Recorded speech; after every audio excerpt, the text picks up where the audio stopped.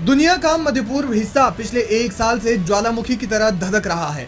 जंग की आग को शांत करने की तमाम कोशिशें की गई, लेकिन ये ज्वाला ठंडी होने के बजाय और ज्यादा भड़क उठी। इस जंग से पहले इजराइल और सऊदी अरब दोस्ती की नई शुरुआत करने जा रहे थे, लेकिन सब चौपट हो गया। अब इजराइल से तो नहीं, लेकिन सऊदी अरब अपने इतिहास के सबसे बड़े दुश्मनों में से एक ईरान से नजदीकियां बढ़ा रहा है। जी हाँ, सऊदी अरब में सशस्त्र बलों के चीफ ऑफ स्टाफ फैयाद अल रुवैली ने ईरान के सेनाधिकारी मेजर जनरल मोहम्मद बाघेरी से मुलाकात की। सऊदी सेना प्रमुख ने ये मुलाकात ईरान की राजधानी तेहरान में की।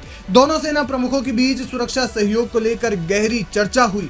मोहम्मद बाघेरी ने इस बैठक में कहा कि वे चाहते हैं कि सऊदी अरब की नौसेना 2025 में ईरान में आयोजित नौसैनिक अभ्यास में शामिल हो, लेकिन सिर्फ दोनों देशों के सैन्य अधिकारियों ने ही नहीं, बल्कि ईरान के राष्ट्रपति मसूद पेजेश्कियान और सऊदी अरब के क्राउन प्रिंस मोहम्मद बिन सलमान अल सऊद ने फोन पर बातचीत भी की। मीडिया रिपोर्ट्स के मुताबिक सऊदी क्राउन प्रिंस ने पेजेश्कियान से कहा कि अपने व्यस्त कार्यक्रम के कारण रियाद में इस्लामिक सहयोग संगठन यानी कि OIC के शिखर सम्मेलन में वे भाग नहीं ले पाएंगे और अपने प्रतिनिधि के रूप में उपराष्ट्रपति को भेजेंगे।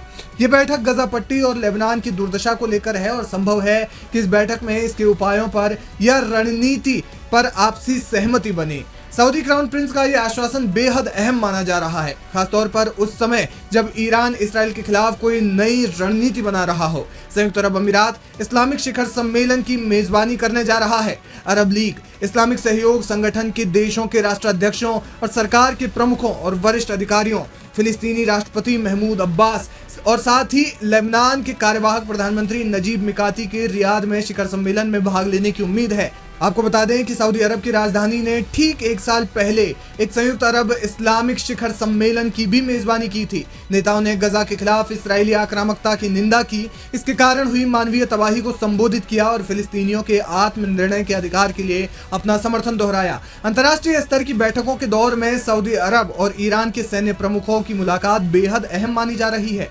अगर ये बातचीत सफल रही और OIC की बैठक के बाद अगर दोनों देशों की द्विपक्षीय बैठक हुई, तो यकीनन ये ईरान और सऊदी अरब की दुश्मनी के इतिहास को पीछे छोड़कर दोस्ती की एक नई पटकथा लिखने की शुरुआत होगी, जिससे इसराइल को खासी तकलीफ भी हो सकती है। ईरान एक शिया बहुल देश है और सऊदी अरब में सुन्नी बहुसंख्यक में है।